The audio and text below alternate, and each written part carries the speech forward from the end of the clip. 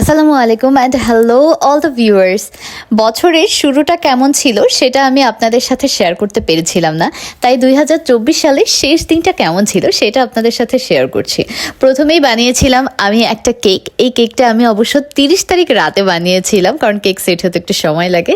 আর 31 তারিখ সকালবেলা উঠে নাস্তাটা কমপ্লিট করেই আমি বারবিকিউয়ের জন্য চিকেন ম্যারিনেট করে রাখছিলাম। চিকেন ম্যারিনেট করার জন্য আমি আজকে একেবারে বারান্দাতে চলে গিয়েছিলাম। একটু শীত শীত লাগছিল, ভাবলাম রোদে বসে বসে কাজটা করি।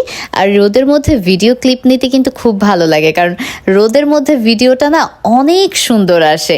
তাই একটু রোদে বসে আপনাদের সাথে ভিডিও ক্লিপ শেয়ার করছি। প্রথমেই আমি চিকেনের মধ্যে এখানে আদা বাটা দিয়ে দিলাম বেশি করে, তারপর রসুন বাটা, তারপর দিয়ে দিচ্ছি আমি রসুন বাটাটা একটু বেশি করে দিলাম, মরিচের গুঁড়া, তারপর এখানে একটা তান্দুরি চিকেন মশলা নিয়েছি। আমি যে কোনো একটা গুঁড়ো মশলা নিলেই হয়, বিবিকিউ মশলা বলেন বা রাঁধুনি এমনিতে মুরগির মাংস ঝোল রান্নার মশলা, যে কোনো একটা নিলেই না ভালো ফ্লেভার আসে, না নিলেও কোনো অসুবিধা নেই। তারপর জিরা গুঁড়া, ধনিয়া গুঁড়া, তারপর লবণ, একটুখানি টেস্টিং সল্ট। টেস্টিং সল্টটা না আমি খুব খাই, আমার ভাল লাগে। তারপর একটুখানি ওই যে কোরিয়ান চিলি সস যেটা ছিল সেই চিলি সসটা, তারপর একটু বারবিকিউ সস, একটু সয়া সস এবং একটু টমেটো কেচাপ।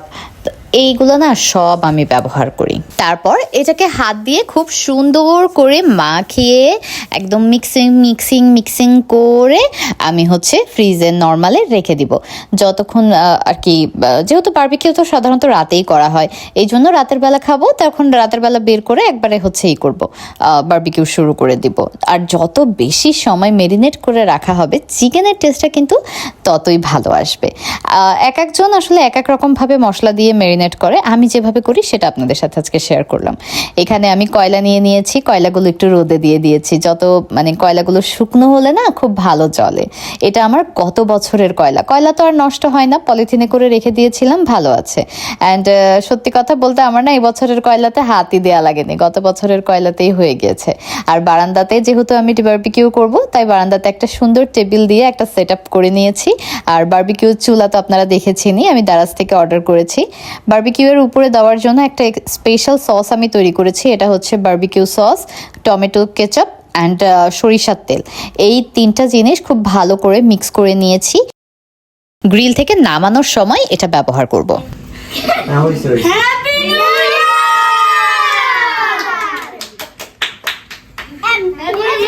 আজকের কেকটা বিল্ডিং এর বাচ্চাদেরকে দিয়ে কাটিয়েছি।